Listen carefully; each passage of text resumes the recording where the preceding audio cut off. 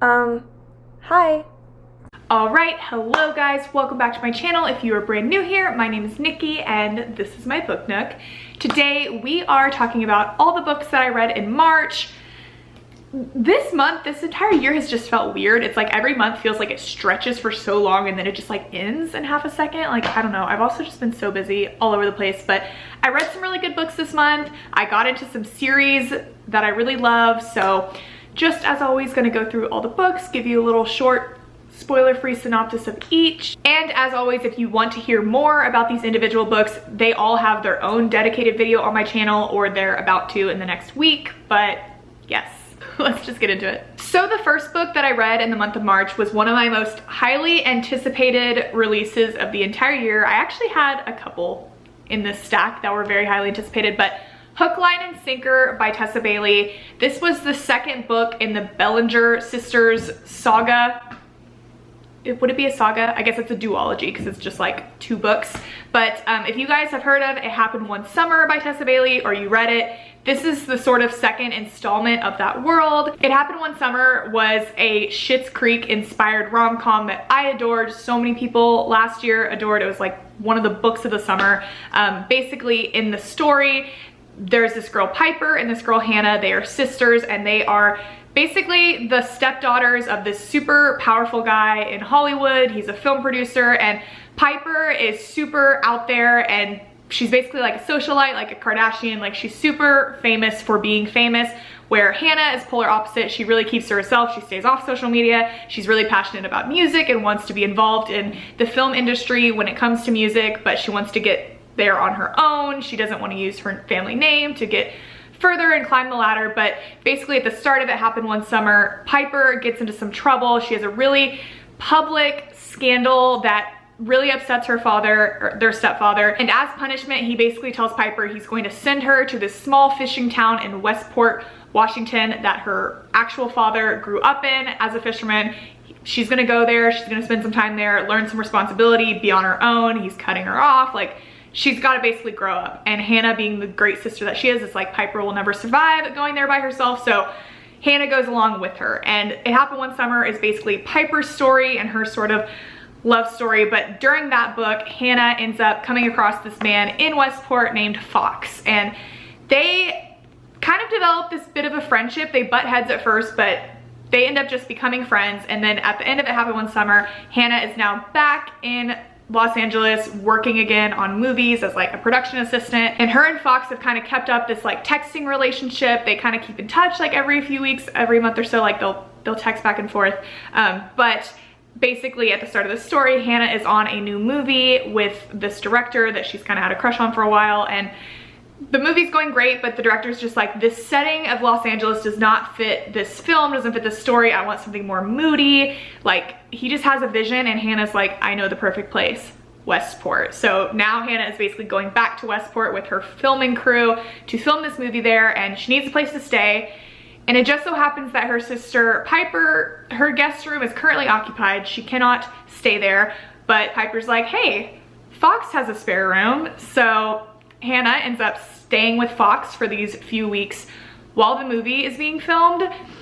So we've got kind of like a friends to lovers forced proximity situation.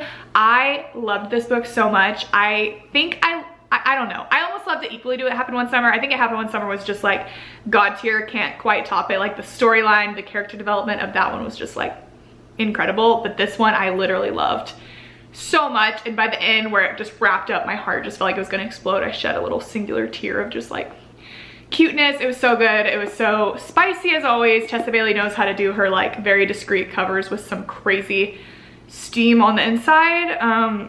Yeah, I loved it. And then the next two books I read in the month of March were the first two books in the Fallaway series by Penelope Douglas. I've been going through this series because I'm preparing for Falls Boys, which is the first book in what is going to be the Hellbent series. That book just came out this month. I was gonna just read it, but I was like, you know what?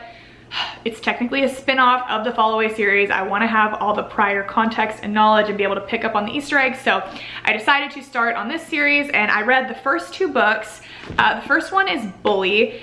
This was Penelope Douglas's first book she ever wrote, and you can tell it's her first book she ever wrote, but again, it's like, it was still so good. This came out in like 2013, I wanna say, so it's nearly a decade old, but it's got those very, I almost said vintage, that's not vintage, but those old school kind of, I hate to say it, Wattpad-y vibes of just like a bully romance, like just some darkness in there, some angst. Like, I really liked it. Basically, it follows this girl named Tate and this guy named Jared.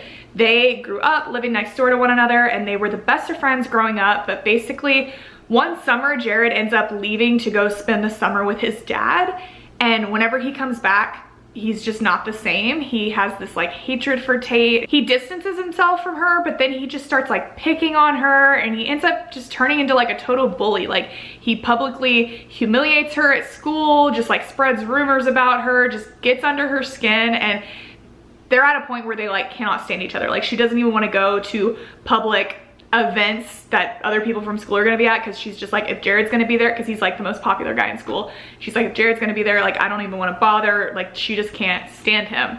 But at the start of the story, Tate is basically going away for a year to study abroad in France, and when she gets back from that, she is a new person. You know, she's grown up. They're seniors in high school now. She's, you know, she's gotten very attractive, and she's pretty much done with taking Jared's shit. She's caught the eye of a lot of guys in school, and she's confident. She's not prepared to be stepped on anymore, and Jared doesn't quite expect that. She's always taken it. She always ends up crying and running away anytime he picks on her, but now she's standing up to him, and he's gonna have a few things to say about that. It's super duper angsty, just spicy, not as crazy spicy as her other books, but it ended up being really good in the end. It started out kind of slow for me, but as it like got into the nitty gritty, I really liked it, and I was very excited to continue the series. So I immediately jumped into Rival, which is book 2. This series, a lot like the Devil's Night series, is a companion novel sort of series, meaning there is like an overarching story, but each book does focus on a different couple. So this story focuses on Maddox, which is Jared's best friend that we do see somewhat in Bully, and it pretty much focuses on him and this girl Fallon. They also do not get along, cannot stand each other. Maddox is one of the most popular guys in school. He's Jared's best friend. He's like the golden boy, super athletic, total playboy. Fallon is kind of keeps to herself. She's got like tattoos and piercings, is just a little different, doesn't have too many friends, stays in the shadows. Couldn't be more different from one another, but they're forced to spend a whole lot of time together because they are actually step siblings. Their parents married each other like right before high school started, so they didn't grow up together or anything, but they have spent the last few years living under the same roof. Their parents' relationship is very like estranged and weird, like they're practically not even together half the time, so it's a weird situation. But pretty much at the start of the story, we see like a flashback of them together in high school, and you see that like tension and anger and sort of hatred even between the two of them. But then we fast forward and we see, because if you've read Bully, you know that Fallon is not in this story. So it's like, who is this Fallon girl that has now shown back up? So clearly Fallon and Maddox had some sort of conflict between them, and she ended up disappearing without a word, moving to a boarding school, and has been there for the last 2 years. And Maddox has clearly, like, they had not spoken to one another, but now she is back in this town, back to stay at their house for a week before she goes off to college to sort of like get her closure. This story is dual point of view, so she's here to get her closure, but when Maddox realizes she's back, he's furious and he's ready to get his revenge on her. So it's one of those stories where you can tell something happened between them, but we as the reader like don't know, and you're kind of like putting the pieces together, present day angst and tension, but then some flashbacks to the past of like figuring it out. This book was pretty good. It started out really strong, and then it kind of like nosedived a little bit for me. I liked Bully so much more than I liked this one. It just, so much potential, started out so good, and then I was like, didn't love it, but very excited to start the next book, and I'm gonna do that very soon. And then next, I read The War of Two Queens by Jennifer L. Armentrout. This is the 4th book in the Blood and Ash series. If you guys have been watching me for a while, the Blood and Ash series is like my god tier, all-time favorite fantasy series. It is a high fantasy. It's got like vampires and werewolves and like sort of mythology, just so many elements to it. I can't even begin to explain it if you don't know about this series. Like 4 books in, it's hard to explain. I have a video on my channel about each book in the series. If you literally haven't heard of this, you can go watch my From Blood and Ash spoiler-free review. But yeah, this is the 4th book. I was so excited to read it because the 3rd book really left us on a cliffhanger and I was just itching for it. So I did a reading vlog of myself reading this if you're interested to see like my thoughts and reactions on it. This book was very controversial amongst the community. A lot of people really hated it. I won't get into why on here. I didn't hate it. I think the series, in all honesty, the first 2 books were just so God tier. Like From Blood and Ash and A Kingdom of Flesh and Fire are 2 of the best books I've ever read. Like I have never been so gripped and enthralled and obsessed with, like, I mean maybe Twilight, but definitely Twilight, but it's different. It's so very different. Those books I feel like really got me back into reading, like full blown, full speed ahead, obsessed with reading again. So this series holds a special place in my heart. But I do have to honestly say, I feel like it's like going a little bit downhill just because the story is just being so like stretched out. There's so many new elements added and it's still very good. Like I didn't dislike this. I'm for sure gonna read every book in the series, but I'm not in the boat with the people that are like full on disowning it, hating it. I don't really agree with the opinions a lot of people are having on this book. But yeah, if you don't know what I'm talking about, this is very vague and weird, but I'm just here to say I really liked it. I'd probably give it 4 stars. But yeah, if you care, go watch my reading vlog. Next, I read Twisted Hate by Anna Huang. This is the 3rd book in the Twisted series. I'm obsessed with this series. This is one of my new obsessions. Each one of the books they're all so different from one another. They contain such different tropes. Twisted love, you have like a grumpy sunshine, brother's best friend situation, twisted games, God tier. I literally haven't stopped thinking about that book, the 2nd book in the series. It's like a boss employee forbidden romance, enemies to lovers in a way. That one is just incredible. I'm still not over it, but this one is just a straight up enemies to lovers with a best friend's brother situation. It's been very highly teased from the very beginning of this series, so I was really interested in it. But I was a little nervous because I didn't think I liked the guy in this book. Like what I'd seen of him so far, wasn't obsessed with, so I was like, okay, I'm interested to see how it goes. I loved it. He grew on me so much. The character development, everything, it just so good. Twisted Games is still my absolute favorite. Like I don't know if that's going to be topped, but I really liked this one as well. Short sort of summary, like I said, this is like a best friend's brother situation. So it follows this girl named Jules and this guy named Josh. Jules was Ava's college roommate and Ava is Josh's younger sister.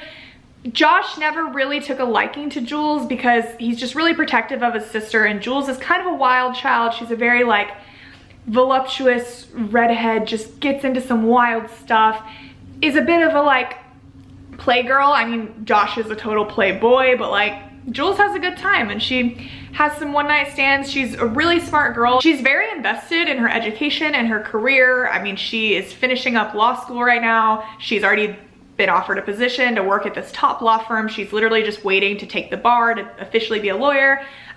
Josh is a doctor. He's in his residency and his final years of residency at a hospital. So they're both kind of in the same boat. They're both very educated, busy people that are very involved in their work. They got a lot of similarities. Their biggest similarity being they both cannot stand each other.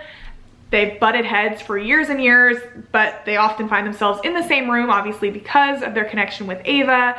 And at the start of this story, they're basically being forced to be in the same room a lot more often because unknowingly, Jules ends up accepting a position to work at this psychology clinic in the meantime while she's waiting for her bar to be taken. And it just so happens to be a clinic that's practically attached to the same hospital that Josh is doing his residency at, and he also volunteers at this clinic. And she didn't know this until she accepted the position. So now we've got like a workplace enemies to lovers romance, which is like my favorite trope of all time. I constantly talk about it on this channel, but because they're around each other so often now, you know, tensions are bound to rise. Tensions also need to be released. Some things come to a head and they end up sort of realizing that even though they hate each other, it makes for some very good times with one another, and they're very busy people, and this could be a very good arrangement between the two of them if it's strictly kept as that. So it kind of turns into a enemies with benefits situation. It's just very good. There's a whole lot going on in this story. Some parts of it that I was kind of like, like just backstories and stuff.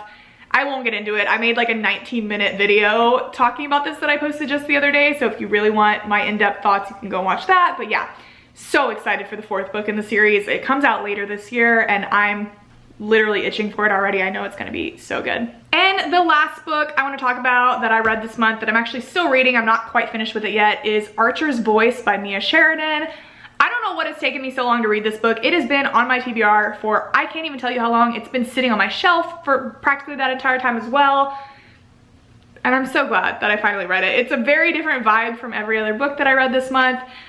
Basically, it follows this girl named Bree. She is kind of in a weird place in her life where she feels like she just needs to kind of like run away for a little bit, find herself. So she ends up going to live in this really small town that her family had been to previously, and it was kind of one of the last places that she felt happiness in. So she's like, I'm just gonna literally take a chance, take a risk, go there, get a rental, clear my mind. So she goes and she moves in, and she quickly makes the acquaintance of like a few people in town, like her next door neighbor. She ends up, you know, getting a job at this like diner down the street, and it's a really, really small town. So several people are like, if you need help with anything, just let me know. If you have any eyes on any boys, like, let me know. Like, I know everybody, I can give you the scoop on them. It's just like a very small town situation. So right after getting there, she ends up encountering this guy a couple of times that she just can't place why, but she's just weirdly drawn to him. Like, they end up running into each other like several different times,